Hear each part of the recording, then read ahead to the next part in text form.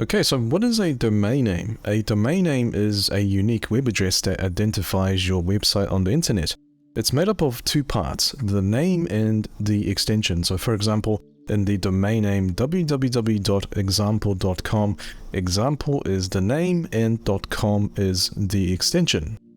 The purpose of a domain is to provide a human readable and memorable way to identify and access a website or internet resource.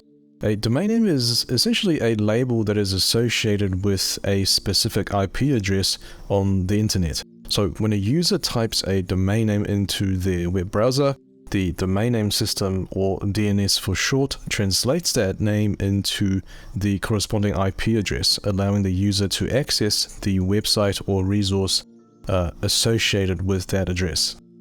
In addition to providing a convenient way to access websites, domain names also serve as a brand identity for businesses and organizations. In short, the domain name serves as an easy-to-remember web address that people can use to access your website. So here are some best practices for choosing domain names. Number 1, keep it short and simple. Number 2, make it easy to spell and remember.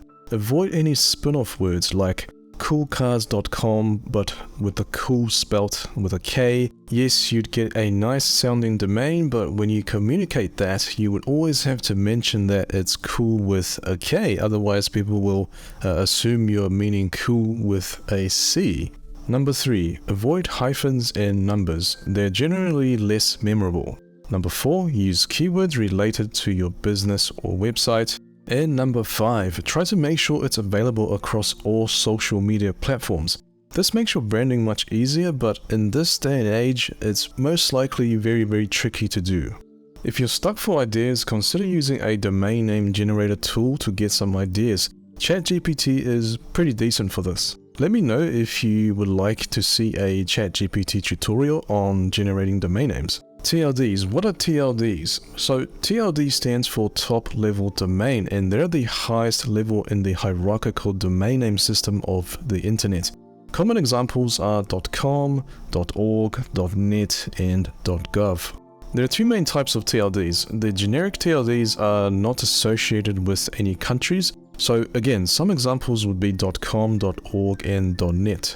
The country code TLDs are domains that associates with a particular country or region. So some examples are .uk for the United Kingdom or .de for Germany. Over the past decade, there have been more unique TLDs such as .blog, .club, and .guru to give people more choices, and more are continually being added. Some of the most popular TLDs are .com, .org, .net, .co, which is an alternative for .com, .io, .edu, and .gov. So some tips and tricks when it comes to finding your perfect domain. Number 1, don't be afraid to get creative with your domain name. Number 2, consider using country-specific TLDs if you're targeting a specific audience. Number 3, avoid trademark infringement by researching existing trademarks before choosing a domain name. Number 4, secure multiple TLDs to protect your brand and prevent others from using similar domain names. So in this case, it'll be coolcars.com, coolcars.net, coolcars.co. It might be worth it to get all of those. Number 5, consider using domain privacy services to protect your personal information.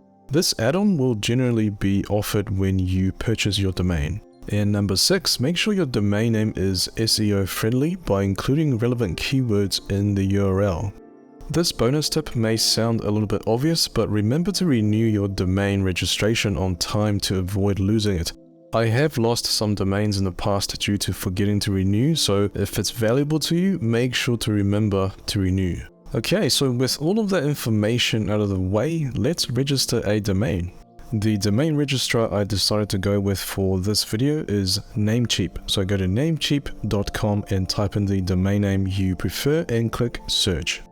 You can see webfox.com is taken already, but there are some other options available. Some of these have minimum registration terms as well, so watch out for that.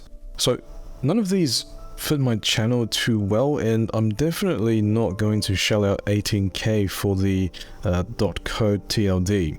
So webfox.tv is actually still available, and I guess the .tv TLD kind of fits my channel, so let's add to cart. You can see there are additional add-ons available, but I don't need any of these, so let's just check out. On the next screen, you can see there is an option for privacy. Right now it's free, so that's actually really cool because depending on different domain registrars, they usually charge you for privacy. So this looks good. Let's continue. At this point, if you have an account with Namecheap already, go ahead and log in. If you don't, you can create a new account. I don't have an account, so I'll fill this in and see you guys in a bit. When you come to the Whois contact information page, if you scroll down to the domain privacy section, make sure to keep this checked. And by the way, for the Whois dropdown, just keep it as default. That's usually good enough. Let's continue. If you want to auto-renew your domain, feel free to check this option as well. Head on to the next screen, and if everything looks good, you can go ahead and make the payment.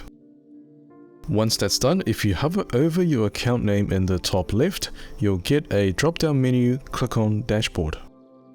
You'll be able to see the domain you just registered, or if you had any existing domains, you can see them here as well. If this is your first domain ever, congrats, you've just taken the first step into this exciting journey. We'll put this domain to use very soon, so stay tuned. If you're wanting some domain registrar suggestions, I've left some links below in the video description. Don't forget to like and subscribe, and I'll see you next time.